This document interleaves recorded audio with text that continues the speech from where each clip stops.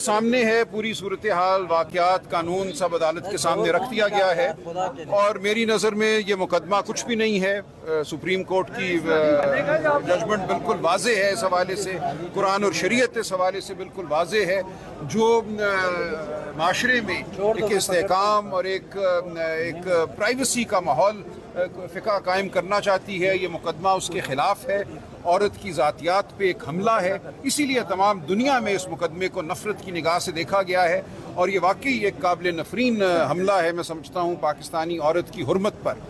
तो ये तमाम बहस आज अदालत के सामने रखी गई है। सुप्रीम कोर्ट की मुतअद्दिद जजमेंट्स दी गई हैं, तमाम जो गवाहान हैं उनकी गवाही पढ़ी गई है और किस तरह सब ने झूठ बोला है वो अदालत के सामने वाज़े किया गया है।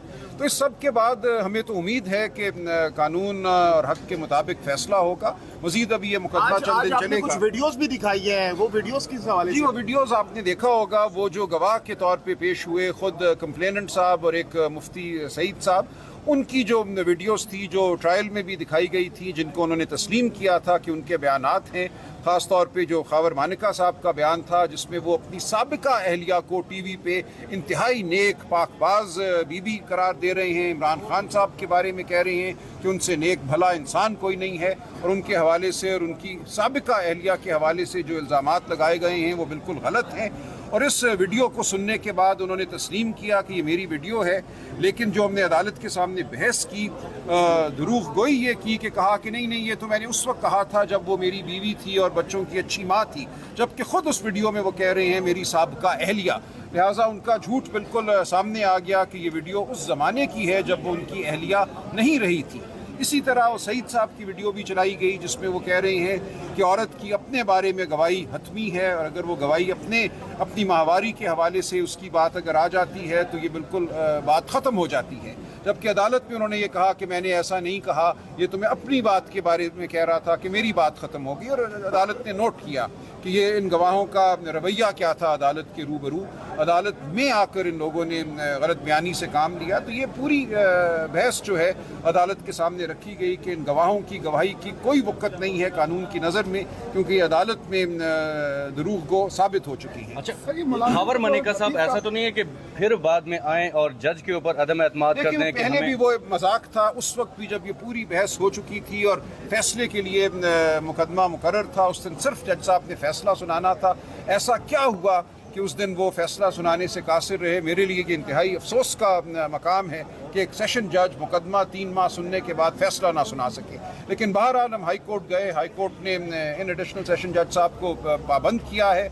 इन्होंने बहरहाल 12 जुलाई तक इस मुकदमे का फैसला करना है और उससे पहले जो बेल की दरख्वास्त है उसका भी फैसला करना है। तो अब आपके दलाइल मुकम्मल हो गए या मजीद आप जारी? मेरी तरफ से तकरीबन मुकम्मल है। मंगल वाले दिन अब ये मुकदमा रखा गया है। थोड़ी सी बात मजीद करूँगा, बाकी सलमान सफदर साहब करेंगे और उसके बाद इनकी बहस होगी और हम उसका जवाब देंगे। और ये केस के बाद खान साहब की रिहाई देख रहे हैं आप, क्योंकि ये लास्ट केस है खान साहब के ऊपर? देखिए, इस वक्त इस मुल्क में जो कानूनी अमल है, जो मुकदमा साजी का अमल है, उसको एक मजाक बना दिया गया है।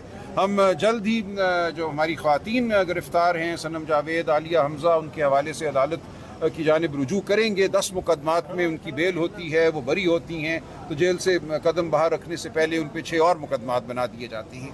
तो ये एक ड्रामा है, एक ढकोसला है हमारा पूरा इस वक्त इस्तग़ासे का अमल। इस हवाले से मैं समझता हूँ हमारी आला अदलिया को अब कोई फ़ैसला करना होगा कि जब एक शख्स जेल में रहकर मुकदमे फेस करके उन मुकदमों से बरी होता है, आज़ाद होता है, तो अपनी जेब से 10 और मुकदमे बना दिए जाते हैं। क्या ये मामला इसी तरह इस मुल्क में चलेगा? अगर ऐसे ही चलना है तो हम सब की आज़ादी जो है वो हर लम्हा मशकूक है। इसका कोई लायमल आप लोगों ने बनाया कर किसी अदालत से हवाला रब्ता किया जाएगा, अदालत के सामने हम जाएंगे, आला अदालतों के सामने, और इस हवाले से एक हम जो है इस मजाक का इख्तिताम चाहेंगे। सलमान साहब, ये बताइएगा कि ये जो आपने कुरान मजीद के भी हवाले दिए, मुफ्तियान कराम के फतावे, देखिए, ये सुप्रीम कोर्ट ने दिए हुए हैं ये हवाले, मैंने बजाते खुद नहीं दिए, मैंने सिर्फ सुप्रीम कोर्ट की जजमेंट पढ़ी थी, उस जजमेंट में ये तमाम हवाला जात हैं।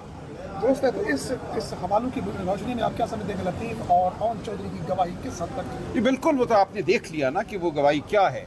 वो बजाते खुद एक दूसरे से मुतजाद है اور اپنے اپنے بیانات سے متضاد ہے، لیکن اس سب سے ہٹ کے بھی اگر ہم دیکھیں تو قرآن اور سنت کی روشنی میں جس پہ مبنی ہے سپریم کورٹ کی ججمنٹس، یہ مقدمہ نہیں بنتا۔ سر آپ کی شائستگی پہ سوال اٹھایا گیا آج؟ نہیں، کوئی سوال نہیں اٹھایا گیا۔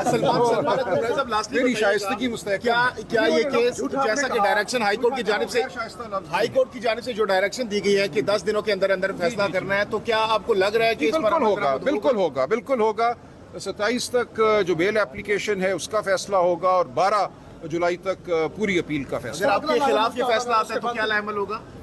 جی ظاہر ہے، ہم تو سمجھتے ہیں فیصلہ ہمارے حق میں ہونا چاہیے، لیکن جس کے بھی حق میں ہوگا اس کے بعد یہ معاملہ ہائی کورٹ جائے گا اور پھر سپریم کورٹ آخر میں دوبارہ عدم اعتماد کا اظہار کر دیا جاتا ہے جج صاحب پر۔ پھر عدالت پر مبنی ہے کہ اس مذاق کو کتنی دیر وہ چلاتی ہیں۔ سر آپ شکریہ۔ سوال یہ بتائیے گا کہ جیسے آپ نے سرم جاوید کا حوالہ دیا کہ 8 مقدمات میں پھر بنا دیے جاتے ہیں، آپ یہاں سے ایک ریلیف لیتے ہیں اور اس کے بعد کسی اور مقدمے میں خان صاحب کو گرفتاری کر لی لڑتے رہیں گے، اور ہم اسی حوالے سے